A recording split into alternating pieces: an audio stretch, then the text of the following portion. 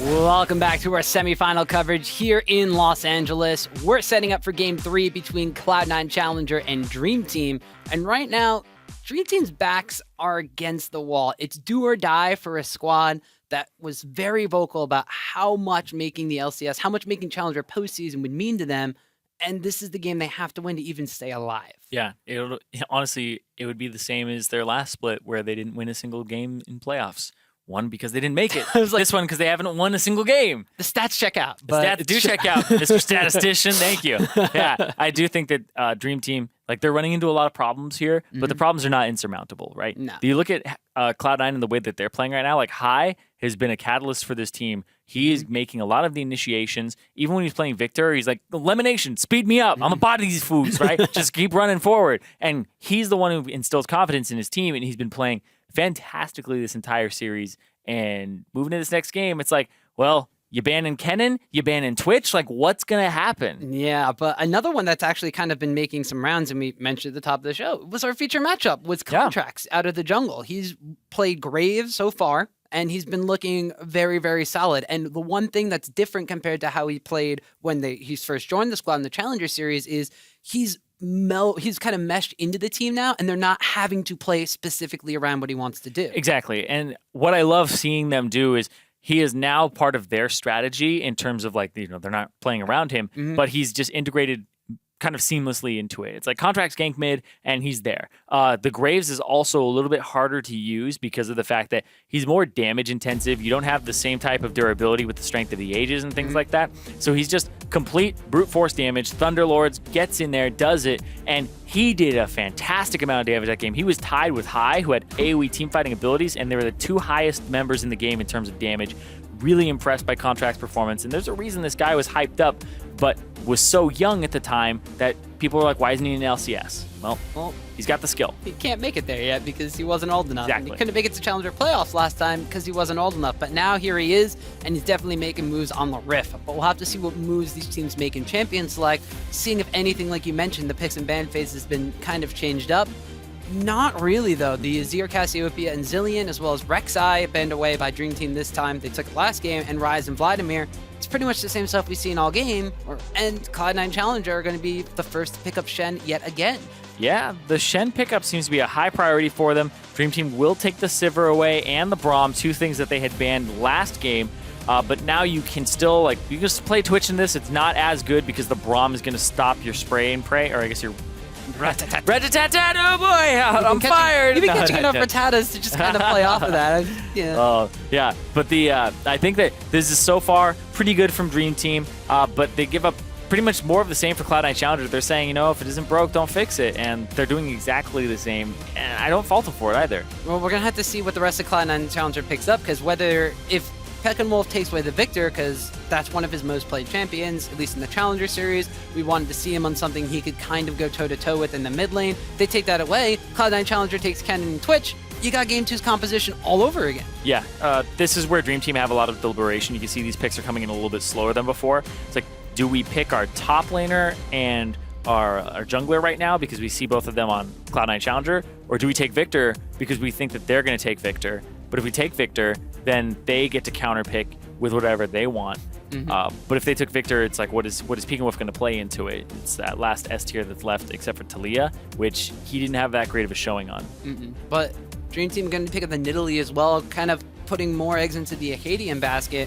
Didn't work out for them in Game 1. It wasn't terrible for them in Game 1, but these two teams are kind of going for very similar, I don't know if it's more comfort or if it's just like, well, we did this well in this game, so we just need to fix this in-game as opposed to the overall pick and ban phase, because they're looking very similar. Yeah, and I think that the adjustments that Dream Team have made are both quite good. And I'll talk about Cloud9's adjustments. There aren't any. But Dream Team, their adjustments have been kind of bandage everything together. What was working, what they're taking away, and what wasn't working for them has been left out. I think the Victor is still a very good champion for Peek&Wolf. He was able to keep up in damage. He's able to wave clear and keep some pressure on. And then Acadian also having a good Nidalee performance. And I actually think that both those guys have had rather good performances the entire time. The one performance that was really off last game for me was Chirong on the Rumble, but also Norscarin On the Bard, seemed a little bit out of sorts. He was missing a ton of Cosmic Bindings. He wasn't lining them up appropriately. His ultimates, his Tempered Fates, weren't really in a position that his team could capitalize on, and they were more of mid-fight Tempered Fates instead of Tempered Fates to start the fight on flashless targets. And so they weren't really abusing the ability they had to start some of those fights, but were rather waiting for Cloud9 to already collapse. And we saw that Kennen completely turn that around, especially with the re-engages after he picked up the Proto Bell, and once he got the Zanyas, very difficult to take him down. But we're going to wind up seeing more of that here from Cloud9 Challenger as they get the exact same team composition as last game. Dream Team have made a couple adjustments that with that last pick Trundle in the top lane, that's the tank buster. So now they have something to kind of go against Shen. That's the theory behind it. Trundle is very auto attack based. Like none of his abilities do damage except for I guess his ultimate, and then he has an auto attack modifier. So he also has the fact that he has to worry about the Spirit's Refuge from Shen because it's going to bring his DPS effectively down to 0 unless his ultimate is on, and that gives a large advantage to Shen. Also, the build that you typically go with a Trundle is not very tanky. You usually go for Ravenous Hydra and then you go into like Spirit Visage or something, but the fact that the Shen's going to be doing % HP damage is a little worrisome as your build progresses and you want to get more tanky. It's kind of like, well, how much magic resistance do you have? Because that's really what's going to matter, not so much your HP pool in general. Well, once we hit those level 6, we'll have to see how it kind of develops, because the early game has been the parts where these teams have looked the closest together, and then once you crest that 15-minute mark, we'll have to see, because that's where Cloud9 Challengers may be able to pull up some of those advantages. These teams are loading onto the Rift right now, so head on over to Twitter and show them some love. Hashtag C9CWin or hashtag DTWin. We want to know who you think is going to pull ahead in this best of 5 series. Cloud9 Challenger are 1 win away from making the finals and a slot in the promotion tournament. Dream Team, they got to pull a Cloud9 and do the reverse sweep. They do. They have to channel who they're against them and, reverse sweep it and come back from this 2-0 deficit. Like Dream Team, they have shown that, they can give Cloud9 a run for their money. It's a little bit exciting because it's almost like yesterday. When I was watching that series, I was like, oh, Nova, they're really winning game 1 and 2. Like these are games that are completely winnable by them. They're going to look at these VODs and be like, damn, that, like you can pinpoint the moment where things got out of hand or they messed up too hard or one person took a step too far forward. And those really suck because you're like, we're doing everything right before that point, and that's what cost us. And I think that the point I'm trying to get at here is these teams, you're seeing the difference between like TLA and Cloud9 Challenger, and the fact that they are seemingly a level above the others if they're going to 3-0 Dream Team and Nova, and that just means like, well, these guys who have a ton of experience playing in professional and who have like really top tier experience, that's the difference. Is you're seeing that in Challenger, despite them like being given a run for their money. It's all about closing. It's all about finding ways back into the game and never really going into autopilot. Because how many times have you been in a game and you're like, I'm farming a bottom wave? It's like, why are you farming that wave? It's like, oh, to get gold. It's like, why do you need that gold? It's like asking those questions of what are we going to do next? And the Challenger teams that are, right now in threat of being 3-0'd don't seem to figure that out or be on top of that as the other teams. Right. It's the mid-game decision-making once you've already executed your game plan. And for Dream Team side, we've seen them stick to that early game plan. We've seen them capitalize on the lane swap. We've seen them taking early towers. We've seen them continuing to go for this lane swap situation, never putting them in a situation where it's more about the duo lane skill versus duo lane skill and keeping things relatively even, if not a slight advantage in one or another's favor, until they crest that mid lane mark. And when they get to the team fights, they've drafted compositions that can go for it, but they haven't really been able to execute on that, whereas Cloud9 abused that, especially in the last game. Looking at this game, I do think that this is the right idea. Dream Team go for lane swap wards. You have the Braum. When you have Braum, you basically get a level 1 invade for free card because he has one of the best level 1s in the game, especially as a support, where it doesn't even matter if he takes an ability or not. It's just like, hits him. Yeah, I popped him, but he also has a slow on top of it. And they're probably going to check and wait here for a bit. Make sure that, exactly. Everybody stop. And don't give anything away. They're just standing behind Braum. Yeah, because like look where Elimination and Altec are. They're kind of like sitting around, making sure like, oh hey, Where are they? Are they walking through? Well, they didn't walk through. And it's going to be a really interesting start here now for both teams. C9C, they were trying to wait patiently, but they do see them coming in now. The Mantra Q coming out. Ooh, Lemonation. The continued harass from Lemonation in every single one of these games on the duo jungle here from Dream Team has kind of been something that has not been reciprocated on the side of Dream Team. Norscaron hasn't been able to do the exact same thing. I'm trying to think of when I first saw it, but I think it was Lemonation who did it. As a solo support? Yeah. Yeah, I remember like it was last year. Last year I believe in spring is when it started happening, where Lemonation would invade, and it happened around the finals as well, like a couple weeks before finals, where they're like, "What is he doing?" And then it happened where like TSM adopted it for that finals in spring, and he was like getting like kills off people, and he was like stunning them. It was Nautilus. Yeah. It was Nautilus support. It was that guy. He was Nautilus support invading and like standing on people, spamming E level 1. So he's well versed in how to mess with the enemy jungler and top laner. Yeah, he kind of perfected the art all by himself. I remember Gambit's duo lane used to do that, but teams caught on really early and were able to punish them. But that's one of those things here. Now that he's been doing that for a while now, but Dream Team haven't even been a team for as long as he's been doing this to enemy jungle duos. So that's the mastery versus the learned experience coming in again. We'll have to see though if that really makes an impact on what Dream Team wants to do, because once again we're in a lane swap situation. They're trading towers away. It's pretty much the same setup we've seen from games 1 and 2. Actually, the exact same setup from game 1, where Cloud9 gets the dragon, but as opposed to a Ocean Drake last time, now they're getting the Inferno. Yeah, Cloud9 Challenger have gotten every first Drake in all 3 games. And this just gives them that little bit of a leg up over Dream Team, where, hey, they're in a great spot to just continue to push an advantage, and this just becomes an exponential lead for them as they reach the mid game. Waiting on Akaadian though, seeing what he's going to do. Well, he is on his Nidalee pickup, so we're probably going to see him being a little bit aggressive. This is, I believe, the 3rd time Contracts is taking Graves in the jungle, though. Game number 1, we saw Contract kind of taking it to Akaadian in the jungle matchup, although it was after C9C had gotten some earlier advantages based off of just CS advantages from that lane swap. We'll have to see if Akaadian makes any adjustments, though. Taking your mid laner's farm and helping shove him out against High might not be the best thing for your mid laner, but it does relieve a little bit of pressure, as we saw Pekin Wolf already low on mana, and about half HP. Yeah, that's the reason for it, is he's just breaking the wave against the turret so that he gets a better back. And that High has to clear out a cannon minion and also a little bit more before he's able to answer the back. But Pekin Wolf upgrades, walks straight down mid lane, doesn't even get full mana again, doesn't wait for it. Because you're up against a monolith cannon, so he just keeps throwing out spells over and over again. It's definitely not in your favor. Meanwhile, both teams continuing to do what they've done. They are trading towers. They do not want to see each other in opposing lanes until about the 10 or so minute mark.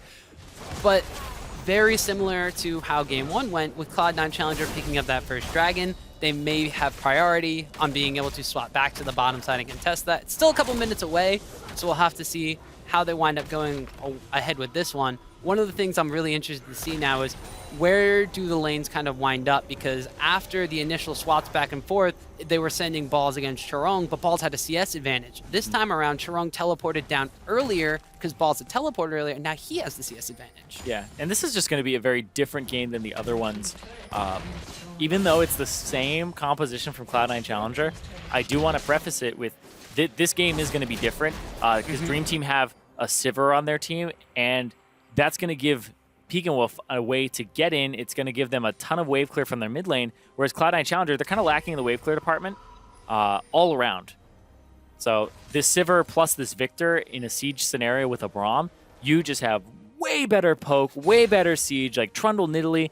You're going to be poking them down. Like, if you can get in a 5-on-5 under turret, Dream Team will try to not have it happen. Ooh. But if you're getting engaged on by High as soon as he gets level 6, it might be a different story. But Akaadian coming up here, High going to have to back away from that, does not get the assassination. Yeah, the exhaust being burned, Pekin Wolf holds his flash, and Akaadian just heals him. So Summoner spell advantage to Pekinwolf for now. Yeah, High hoping to burn summoners for summoners, but only burns 2 for the price of 1 in that case. And this may be the first time we've seen High at a disadvantage after making one of those aggressive plays.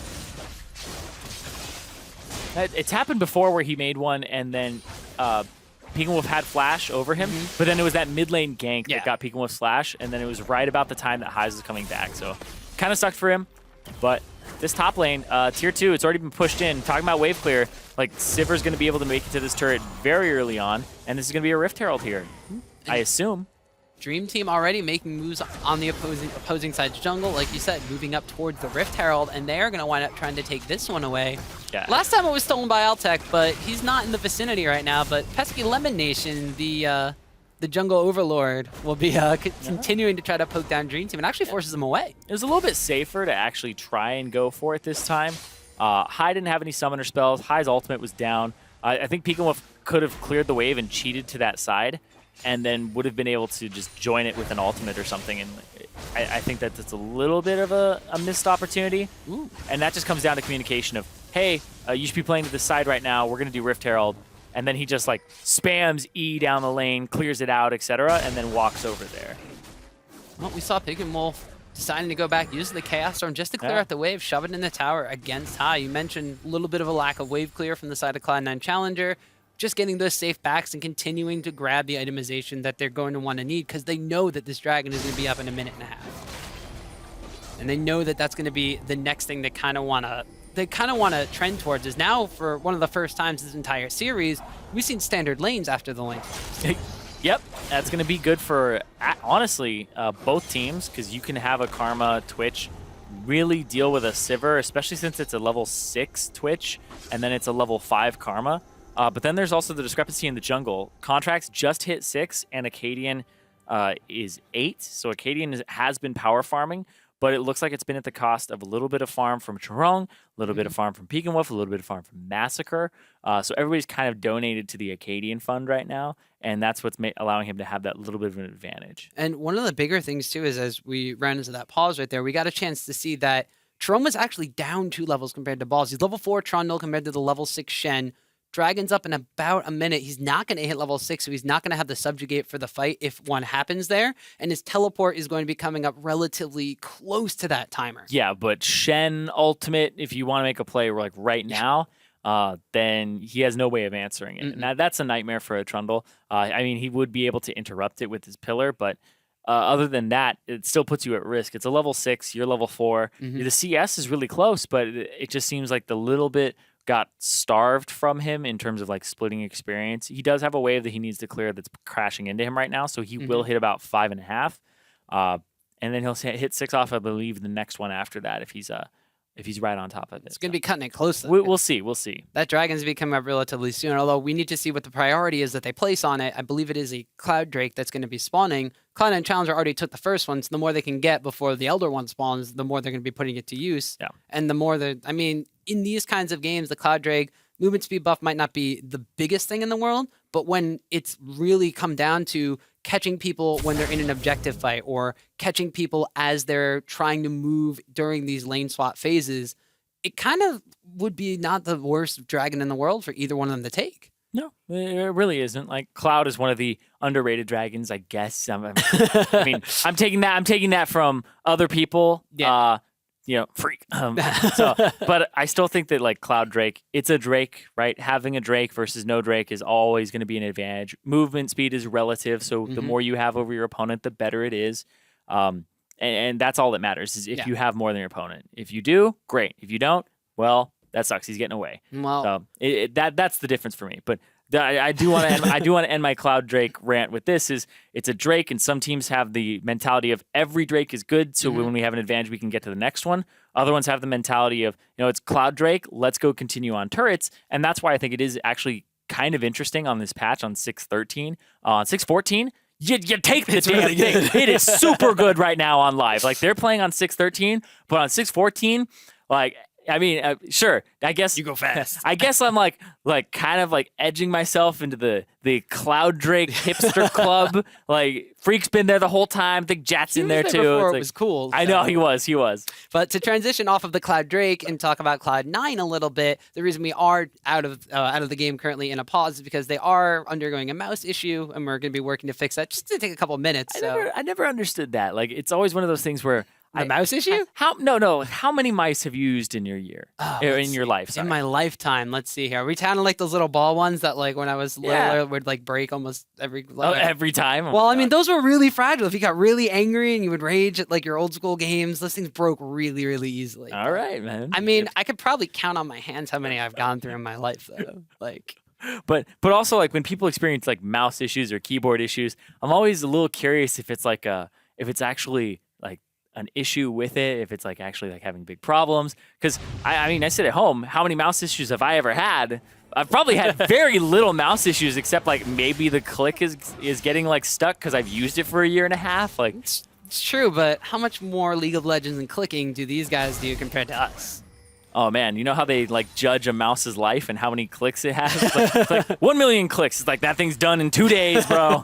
I'm done with it. But yeah, I think I just find it a little hilarious how often we have like keyboard issues, mouse issues. I think it's because you're plugging it into a new computer, so like your settings aren't completely That's transferred over. But we do save the LCS players' settings and just load them And they're every time they're on. Yeah. Exactly, and we basically use the same equipment. So it's just funny to me because I'm like, how much is it like that, or how much is it like just a semantic thing where they're just like, oh my god, this feels weird. But hey, speaking of feeling weird, engage. Yeah, he gets engaged upon there by Norscaron, but the Shensan United does wind up getting interrupted, it looks like, as it's canceled, but Norscaron has to flash away from a fight he wanted to start. Yeah, I was talking about level 6s there. Altec hits level 6, and he's like, hey, whoa, what are you doing? That's not kosher, and just turns it straight around and gets the flash out of Norscaron.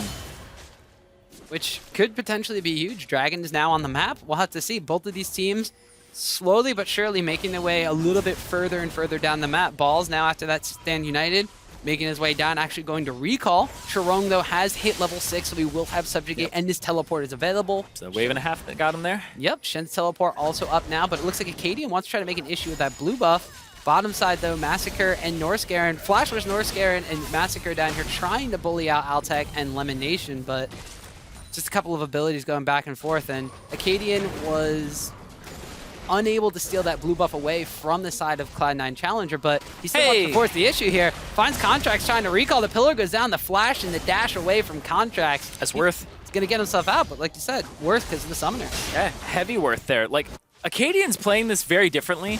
All he's doing in Italy is running into the lane. Oh, getting the flash. The aggression by High again. The exhaust actually comes out. Pickamole Pick him wants up, to try Peekaboo. to turn this one around. The Chaos Storm is ticking down. Oh! High so low, and the laser gets Peekable first blood. Ooh. Survives with less than 10 HP. Yeah, they look like 7 when I saw it. 7 or 5. His regen had to kick in there. HP regen coming up big in the middle of that fight. Oh, man. That was so close. 5 HP is what I'm 5. hearing is what Pickamole survived with. So a strong, not even a strong breeze could have blown him over in that one, and a very close duel. But once again, every time High goes in, the exhaust is up, it stops it. Man, nerves of steel, too, because Peekenwolf has a biscuit this entire time and doesn't pop it. He's like, I got this. I got this. Pop your damn potions when you're in a fight. He saw like, Faker's LeBlanc play in the Penta and just was like, I don't need to do that. Oof. So close. And that got High's Ignite. He didn't have Flash, but then Peekenwolf really late exhaust. Used it at pretty much like after the whole bulk of Kennen's damage. Like Kennen's damage is pretty bursty. Oh, yeah. Right? It's the QWE. Now they're all on like 10-second cooldowns. E's a little, or W's a little bit. Oh my god! I just went through all the abilities, but the one that I actually meant. Q has a little bit of a lower cooldown than the others. Well, Contract's actually going to get caught out. No flash from the earlier aggression from Acadian, and that's the second kill now for Dream Team. Oh, man, just right on him. They got his flash from earlier, able to capitalize, has to blow the ultimate to go backwards, and now Acadian has a large advantage over Contracts, and he's really pushing him down. Acadian has now been going to lanes, and he's shoving them out, but he's doing the whole solo queue. That's my farm. That's my farm. I'm helping you. That's my farm. I see wave, my wave. Is this a mentality you're very familiar with? No. No, great story though. You know how like Jat plays like Nunu and Udyr, right? Whenever he's on a Nunu hype, he'll like run by the mid laner, be like, "I'm helping you shove," eats his cannon minion, and then like walks off laughing. That's a death sentence in most solo queue games. Yeah, another Rioter talked to me about it. He's like, "Jat on my team, I hate it. He comes by and steals my cannon minions all the time." I will stay far away from Jat in my games down on the bottom lane then. Thank you very much. Well, he doesn't care about ganking your lane, your bottom. That is fine by me. Although in these games, the bottom lane has very rarely been bottom. Although Contract's now on the bottom side of his map, secures the second red buff of the game. And it looks like now settling down once again, kind of into somewhat standard lanes. Both of the bottom lanes have kind of been on a bit of a recall as they picked up some itemization for themselves. Specifically, Twitch has now picked up his first big item, securing that Ghost Blade. Yeah, has the Ghost Blade, and really, on the opposite side, Massacre just has his boots completed. His cull is kind of close to going off here, but just looking at overall gold, they're even, but it will be popped very shortly. And Single-digit CS. yeah, single-digit CS left on the cull. Yeah, that was like, what's going on? Peeking with no way to get out. Wants to get aggressive again, and Contracts is there to do that 1-2 punch combo of mid lane and jungler. But bottom lane, Altec's going to get aggressed on. Lemonation's nowhere to be found because he's in mid lane, and Massacre capitalizes on that one. Dream Team pick up a trade kill on bot side. Yeah, Altec was actually just kind of chilling around and walking back and forth. Acadian actually secures the blue buff there too. Lands a spear onto Contracts. Teleport's coming in from Charong. If he's able to get a pillar down here, they could turn it around. He flashes in, the pillar goes down. Contracts skirts on the outside, but Acadian goes in, jumps out of the tether from Karma, but Contracts turns it around. He's burning down. The red buff is there, and Norscare is able to pick up the kill. Ooh, that was a little interesting because you would love to have those double buffs on your AD carry, especially a Sivir, which is a little bit more mana intensive. So you can just continue to wave clear high. Once again, he's gonna ulti flash, I believe. Oh, he proto belts. Oh yeah, no, he proto belts in. That's right. That's one of the reasons that Kennen's so good. Pink ward, boom, Altec, what up? You asked last game where they were, and Dream Team's adjusted. They're carrying them now in force. Oh yeah, no, he put a pink ward down before when I said that. He said it he did it like a second afterwards. Like, where are the pink wards? Boom, there it was. But yeah, keeps the pink ward in his inventory for him there. Really good decision to have made. And I think that this mid lane though, like Hai's just showing the power of Kennen and how much of a bully you can be against your lane opponent. And it only gets worse because he has the Dark Seal, so every time he does it, he gets a little bit more AP. Kennen has some pretty decent ratios, but it's all about at least getting in there and constantly harassing them down until the point where you can just 100-0. Well, why would I say 100-0 after harassing? That makes no sense. 80-0. That's 75% to 0. Yeah. Now Dream Team actually making a move for this Rift Herald, something they paid for in the last game where it was stolen away, but they are going to secure it this time. But the fight is going to be brought to them by Cloud9 Challenger. Balls is in the pit, trying to CC as many people as possible as Peekamwolf goes down on the outside to Contracts. Now Massacre is going to wind up going down for a double kill to Contracts. Again, is the Rift Herald really worth that much? There's a lore on it. There's a lore on it? What? Everybody wants to go into there because there's a lore. Oh, it's a lure. Not a lure, the lure. A lure. The lure is it's from the void and it's kind of ugly looking. It's actually a mutated scuttle crab. Yeah. Ugh. Is it? Yep. Interesting, but... Yeah, I was actually really surprised when I was on the playtest team, when scuttle crab was like becoming a thing. When you would weaken it, its shell would like kind of pop off and it would be red. And I was like, oh, that's cool. Because like whenever you CC it, it takes CC for twice as long, and it takes way more damage and loses like 50 armor and magic resistance. And now it just gets really scared. But like, boom, his shell pops off. There's an eye there. Oh. Anyway, this was really interesting. Like, why are you doing this? Peekamwolf doesn't even get to ulti here, and he even exhausts high, but he just doesn't give a damn because a lot of Kennen's power is in the stun and then setting up somebody like the Graves. And Peekamwolf is just, you have to care a lot about your positioning, not just because of the Kennen in general, but the Kennen has Proto Belt and Flash. Yep. So it's a very long range that you have to respect from this Kennen. And I don't know why they were doing that in the first place. I don't know why they were in the pit doing the Rift Herald. I know they want to give the Trundle the Rift Herald and try to give him an advantage. He does end up getting it, so it is a a plus for them. Haya looked like he was on the wrong side here, but Balls is actually going down into Massacre, so Norscaren's not going to be able to continue the chase onto Kennen. Massacre actually getting super low. Collateral damage does not take him out as he's barely going to survive that engage. And Contracts is pretty good at that. I've noticed that his collateral damage placement, and when he uses it, it really takes people by surprise. He'll chase you down. It's not always that completely obvious one, but it's one that sometimes takes you off guard. Yeah, and previously, or right before, prior to that Rift Herald fight, that's the word I'm looking for. But prior to that Rift Herald fight, I was about to say, this is the first time we've seen Dream Team have a lead post 20 minutes. They were up almost 2,000 gold, and as soon as I said, I wonder what they're going to do next, they make that biting off more they can chew play again at the Rift Herald. They pay for it. They don't necessarily pay in the gold, though, as they still have about a 1,000 gold advantage. Off the back of it, Acadian was able to solo down the Cloud Drake, so they got a dragon on their own side as well, just one towards the count. But now the question is, they've already made that one mistake again. Last time, the next mistake cost them the lead and cost them the game with that Baron fight. Yeah, and the fact that this is a team that's going to continue to scale. They just played against this exact team composition, so they have some knowledge of how Cloud9 want to play this game, but they just have to augment it. I've been loving Dream Team's early games, but then there's that decision that just is really off, and it costs them. Oh, there's the collateral damage usage again. Out of nowhere, but it was in plain sight. And Black Graves is a sniper. Yep. I believe Acadian also smited too, just didn't end up killing it. Dream Team's composition this game as opposed to last game, you mentioned, actually, Altec sneaking Trung out is dead. He's got 4 people coming after him. and he can't even hit the Shen because of the dodge going out. So actually, Charon has the Subjugate down, trying to get away, but he's only going to find enemies because he's running into their jungle. His team needs to stop doing jungle camps and start going mid and like maybe getting a turret. They are not capitalizing on that. Like, you just have to run up mid. Are they going to get this turret? I don't know if they have the time to do so anymore.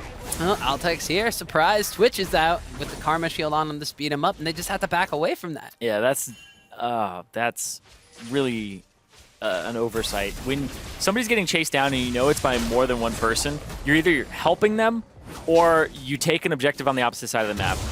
Oh, Acadian. Is that the second smite he's missed in a row? Yeah, one on blue and one onto that Krug. Ooh. Oh, boy. Not his day. I also like this from High. He went for a different build now. He went for the Abyssal Scepter second, and he just went for that because, like, Zhonya's has, like, cooldown reduction on it as well. This has cooldown reduction, but this is also... Victor's not going to build any MR. Nobody on this team is really going to build any MR. You can blow up this entire team and get to Sivir, and it's the other one because like Kennen's builds are super flexible. Yep. You can go second item, or but basically, get your proto belt. 100% get your proto belt, and then build whatever you want between like Rylai's Crystal Scepter. Even like Luden's Echo isn't awful, but it's like Rylai's Crystal Scepter, Void Staff, and Zhonya's Hourglass, depending on the situation, and they are all fantastic because second item Kennen. 2-3 items is really where Kennen shines. Not only is he going to be getting a decent boost in the stats, but that AoE damage is going to shred through the entire team. Dream Team, however, this time around do have 2 tanky options, and they're going to try to engage with one of them here as the Braum goes in with the Nidalee. On the hunt was Pop, a Cloud9 challenger. They're going to actually force Dream Team back from that one, so Sivir ultimate down and not much gained. Yeah, they tried to get a little bit of damage there, but nope. Now they're just getting the run around. The game's pretty even except for that lead for Dream Team, and just the difference in Drakes is honestly making up this advantage in my opinion. I think that the 1 point, or I guess 1,000 gold, 1.0k gold lead for Cloud9 Challenger being behind, that Infernal Drake's going to make that up right now. And most of it is just mainly the CS difference between Acadian and Contra. Oh boy. Contra's been getting all these builds, but Charon going to get caught out again. And Dream Team, they are trying to get something out of it, though. Oh, yeah, they're getting Opposite something. the map, they're starting the Baron, but they got to back away. Yeah, I feel like if you're going to go for the Baron, you buy time. You subjugate, you run away, you do what you can. I feel like you don't stand there and teleport if that's the call. And I also want this to be like something people consider. Teleport's 4.5 seconds now. It's not 3.5. Takes longer. What scenario does it take Hai 4.5 seconds to get around that corner? And even like his combo, his QWR is going to take him half a second to do. So 4 seconds to get around the corner? I'm like, okay. No magic resist on Chiron as well, so you got his flash, you got Hai's flash, you did it. But flash for a life, not necessarily worth, especially when you're the one that's not going to be capitalizing cross map because of it. And now Cloud9 Challenger, as soon as we want to mention that Dream Team has a lead going into the middle stage of this game, Cloud9 Challenger shuts it down. Before it was Rift Herald fight, now it's off the 2 picks on Chiron, which was kind of their downfall in game 2. He got picked off early game as Rumble. Now in game 3, he's getting picked off later on as Trundle. Yeah, I feel like Chiron, it's kind of been a rough series for him, but I feel like his level, I don't know how much he can do against Balls and Cloud9, because they have always been quite coordinated at ganking top lane. You think back to like the Meteos and Balls days where it's, go gank top, get your top laner ahead, make sure that he's able to win, and then go gank everywhere else and spill over that advantage. And that's what Cloud9 have done since, honestly, their origin. Yeah, but only this time around, it's not just the jungle that's doing it. It's Lemon Nation making a lot of high-impact plays across the map. It's Hai roaming with his Proto Belt, making sure he's able to get in, get the stun, and slice through those targets. Cloud9 Challenger have just been, like we said, superior map movements going into the mid-game as Altec and Contracts forced to flash out of Peek and Wolf. Oh, Contracts has flash, and he almost killed Peek and Wolf. Almost. We didn't see it, no but cigar. Yeah, I bet he flash Ard, or maybe even like added more in there. But he got Peek and Wolf down very low, but I was expecting that. Yeah, oh my god, he's at 85 after he regened that entire time, so that was probably like 20 HP. Well, now Cloud9 Challenger forcing the issue mid lane, forcing away the mid laner.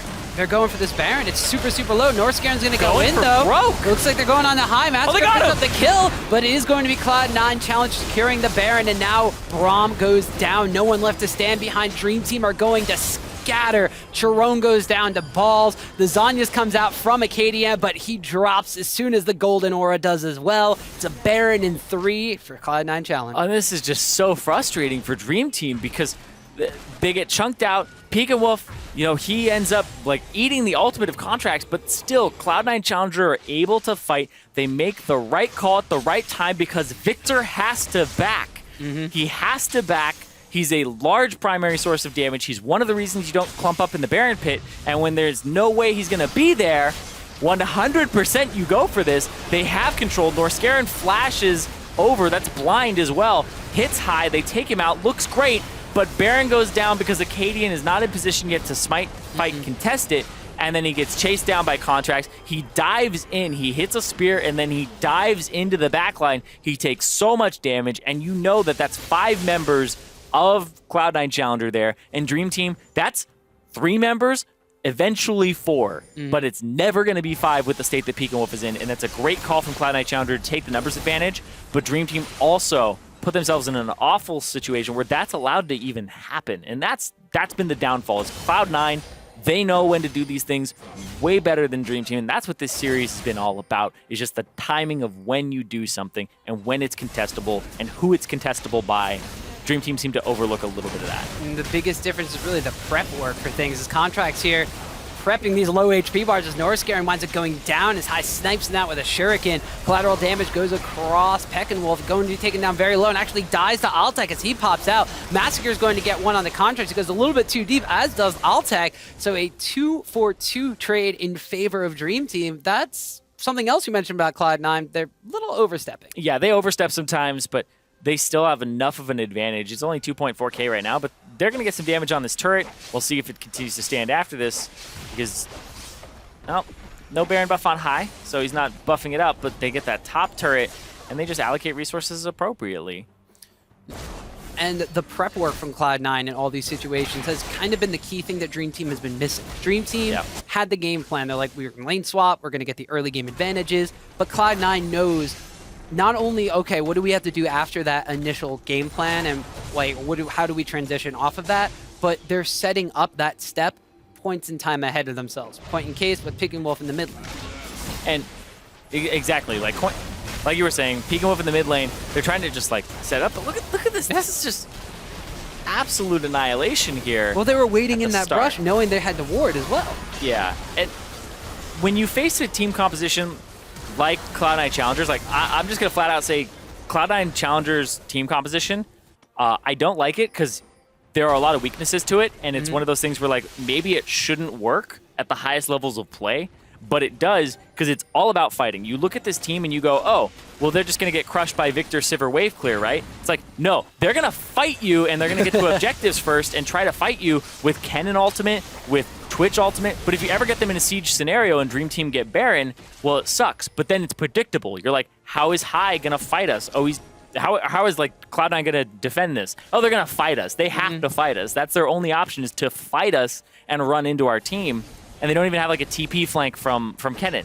But it's just Dream Team are not keeping on top of it. They're not on top of the win conditions of Cloud9, and they aren't playing their strengths. They don't even have that mid tier 1 turret, and they gave up their own very early on because Cloud9 are just better at rotating at that very early stage of the game. Massacre actually taking a large chunk of damage. Altec actually might go down. The flashback in for Massacre to try to get the kill, and he goes down. Now it's Sharon in a 1v2 situation. Low health bars on the side of Cloud9 Challenger. The Subjugate had gone down, but Sharon can only just force them away. Ugh.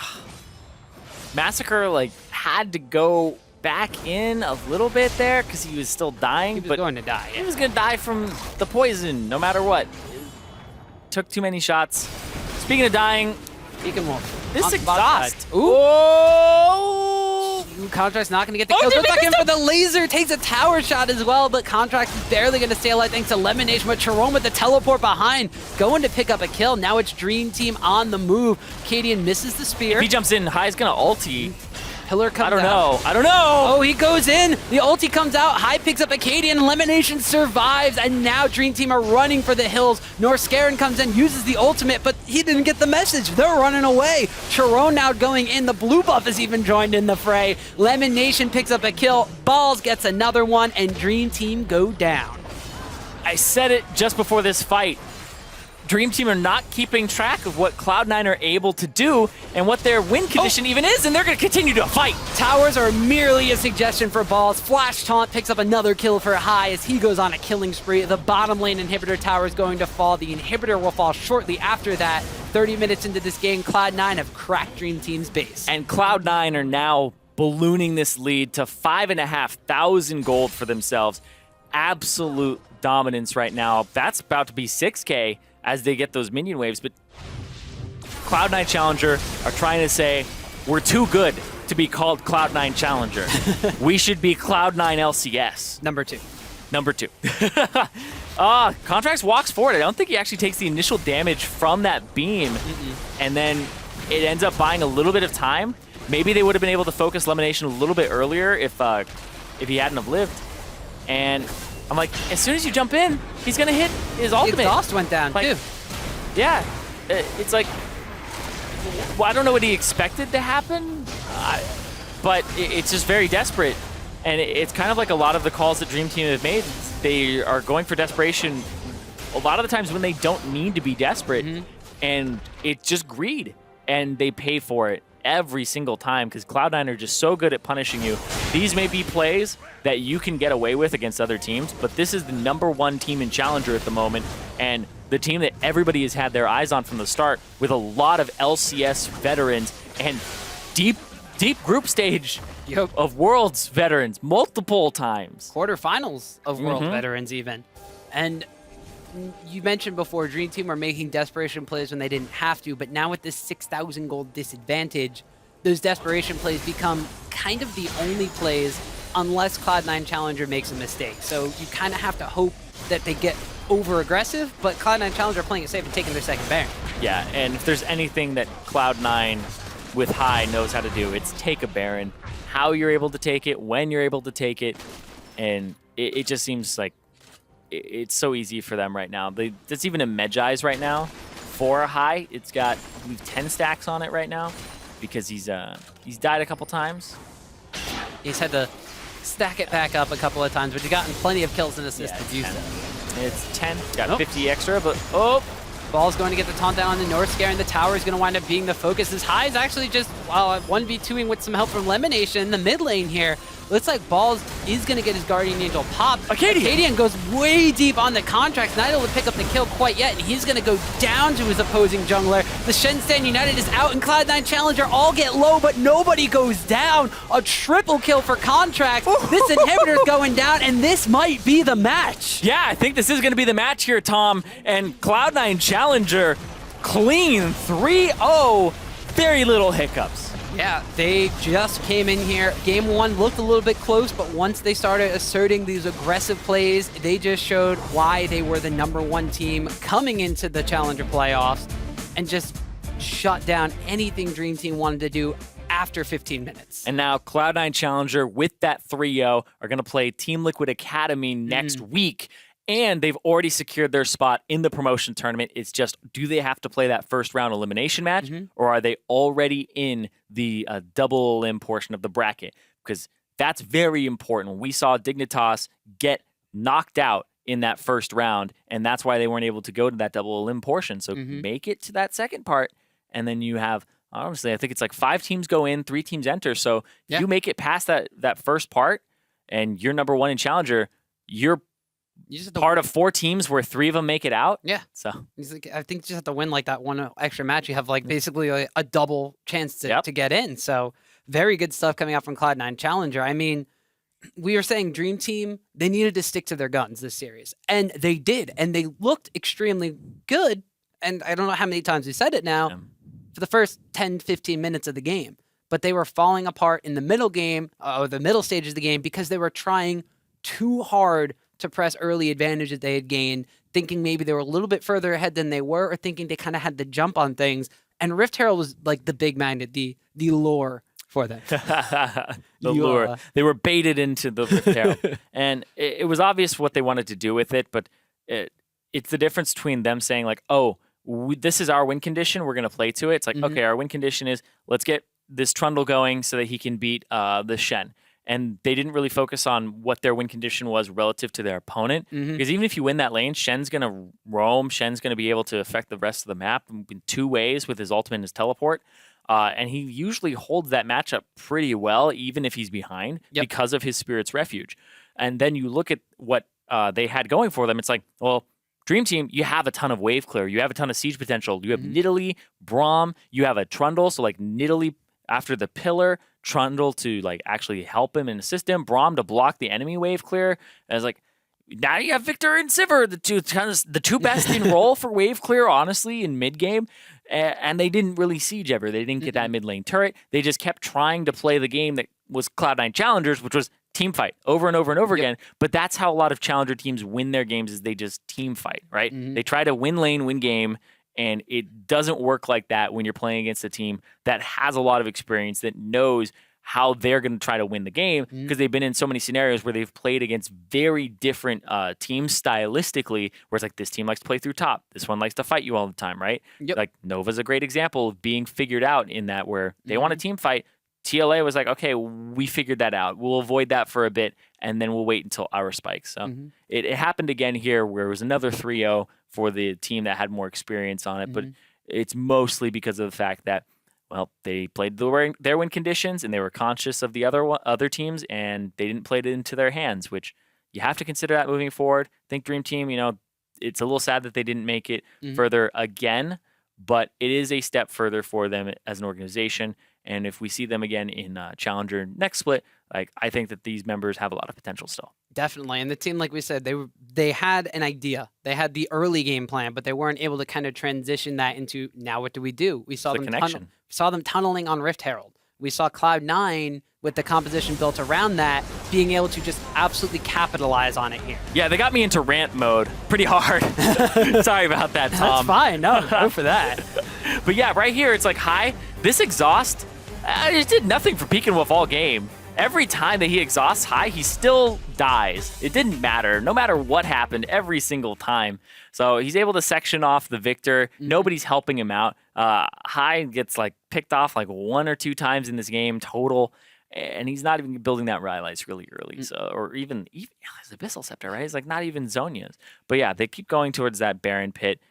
I don't know why you want to fight there and why you want to fight at that time. Especially against the composition of the Karma, the Twitch, The Twitch, and the like, Tenet. that's a team fight comp. It's like, whoa, maybe we should play around turrets a little more earlier. So It worked out for them Yeah. kind of in game one when they had the Gnar, they had the Braum, and they had the team fight composition. But it seemed like when they picked different champions and tried to go for something a little bit different but play it similar, they weren't able to really transition off of that. And that gave Cloud9 a lot of advantages that even though this game was one of the longer of the best of 3 series, by the time you hit, like 30 minutes into the game where you think like, okay, this is where like teams that might be really even, like a fight can make it or break it, Cloud9 was already very far ahead and they're able to crack the base. yeah, I think that the fight that really just ended the game, I don't want to say the one that like broke the camel's back this time, but it's like, hey, yeah, he killed him. He did it. He didn't even hit him with Proto Belt there. It's like, Didn't have to. okay, just absolutely annihilated.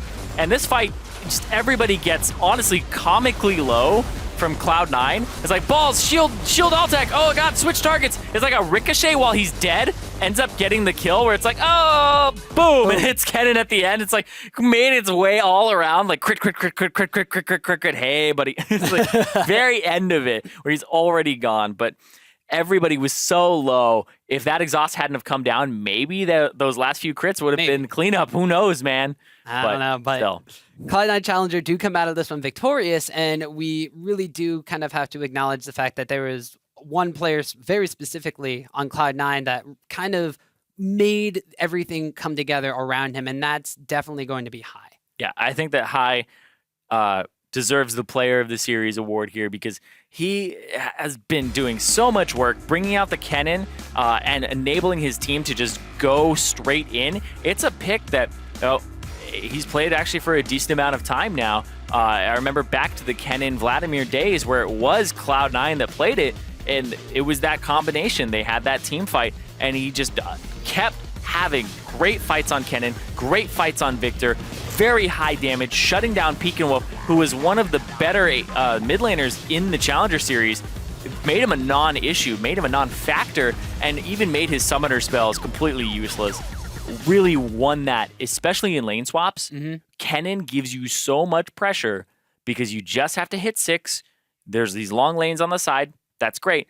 But your lane opponent has been laning against you the entire time. Kennen's a bully. Yep. Kennen is kind of difficult to gank, but you'll use your lightning surge, your lightning rush to like clear waves, but it leaves you susceptible to ganks. But he always knew when to use it, how to abuse his power, and when to ulti to get a flash so that he can do it the next time and be able to pick up the kill. So great knowledge of that champion. Yeah, and this kind of seems like something that's like vintage Hai. He picked a champion that could really start fights, get super aggressive, sometimes over aggressive, but he was always going in. And this is where all those things about Hai's shot calling really kind of come into effect. Is when you put him on a champion like this that goes in, starts a fight, it looks like it might be by himself, and then Cloud9 comes out of the woodwork and capitalizes on it. Yeah, so sometimes he was follow-up, so it's probably like, go in, I'll be there in a second, or it's one of the ones where it's like, I'm ulting, I'm going in, if you're not here, you're wrong. It's like, those are my favorite shot calls. So vintage Hai.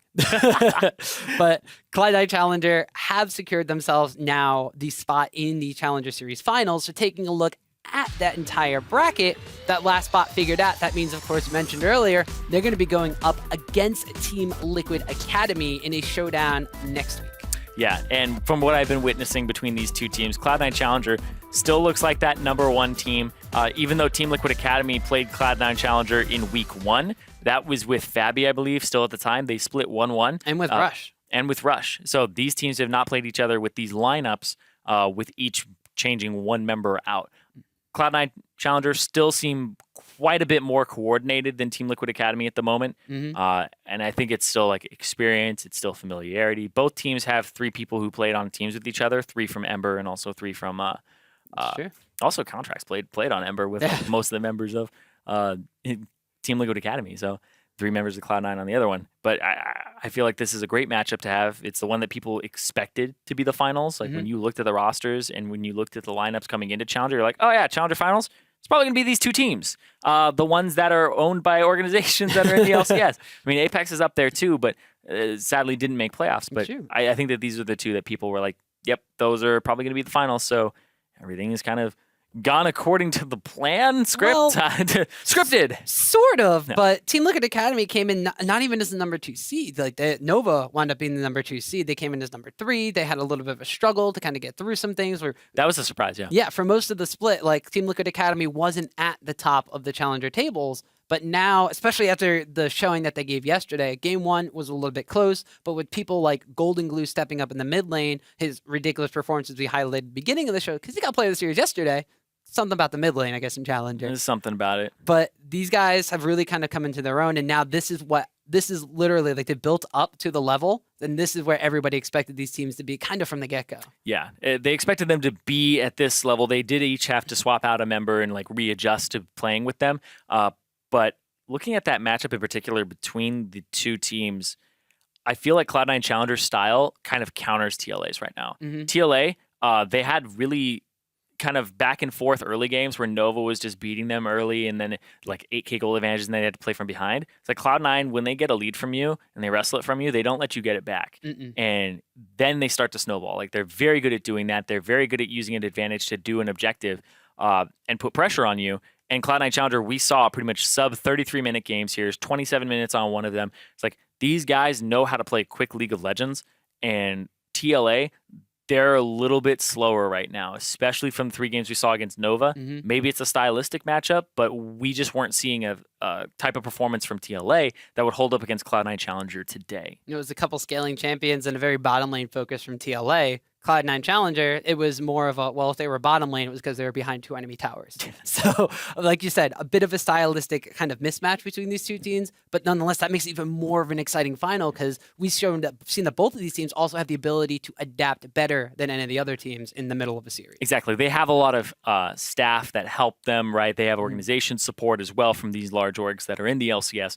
And I think that thinking about Piglet and his performance yesterday, it wasn't that great. But a little scary to see it not that great. Yeah, and also up against like Cloud9 Challenger next week, Piglet doesn't like it when there's more than 2 people against him in a lane. Shen is a big problem. It's probably going to get banned out. And I think that Cloud9 Challenger will just try to like 5v2 Piglet all game. And it's something that looked like it shut down Piglet earlier and even like on 2-on-2s and stuff yesterday. But if he's not on point, then it's going to be a big strength for TLA, kind of taken out of the equation. All right, well, we're going to have to wait and see because that's going to be doing it for us tonight. But first, a quick bit of broadcast reminder for you guys. The North American LCS is going to be hitting your streams a little bit earlier this Friday, 2 hours to be exact, so 3 p.m. Pacific Standard Time instead of the normal 5. Exactly. It's 3 p.m. Pacific, but it's also 9 p.m. for our friends on the East Coast. Wait, that doesn't work. Why is it? What? 6 p.m. It's going to be 6 p.m. It was 9 p.m. Yeah. I got trolled by our scripters.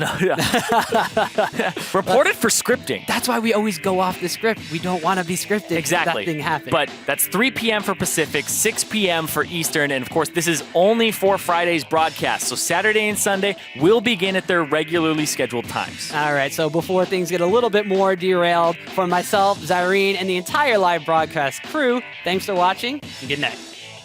Good job, John. Oh, whoa, bad job. Here. Thank you. Good job. Northscaron gets stunned up, taunted up, but turnaround here from the Braum ultimate. Peckinwolf's going to pick one up right there. Another one goes over to Acadian. Balls comes out, but they're able to finish him off right before that. And they get an elimination. Ooh, elimination goes down, and Charong leaps into the backlines. Massacre cleans up the kill. There's the taunt underneath the tower. Altec picks himself up a kill. It looks like Bard ultimate's going to come down, but High on the backside is shredding through Dream Team. Good flashes away from Contracts, and Altec, they'll get them out of there. Oh, keeps flash him in range. over the wall from Acadian. The Unburrow comes out and a shutdown onto Contract. Massacre is going to be the one to pick up that kill, but Balls is still there, taunting people up and buying time for the rest of C9C. The fight is going to be brought to them by Cloud9 Challenger. Balls is in the pit, trying to CC as many people as possible as Peckinwolf goes down the outside to Contract. Now Massacre is going to wind up going down Baron. It's super, super low. Northscaron's going to go in, though. Looks like they're going on to High. Massacre picks up the kill, but it is going to be Cloud9 Challenge securing the Baron, and now Braum goes down. No one left to stand behind. Dream Team are going to scatter. Baron, it's super, super low. Northscaron's going to go in, though. Looks like they're going on to High. Massacre picks up the kill, but it is going to be Cloud9 Challenge securing the Baron, and now Braum goes down. No one left to stand behind. Dream Team are going to scatter. In fact, not able to pick up the kill quite yet, and he's going to go down to his opposing jungler. The Shenstand United is out, and Cloud9 Challenger all get low, but nobody goes down. And Cloud9 Challenger clean 3-0. Very little hiccups.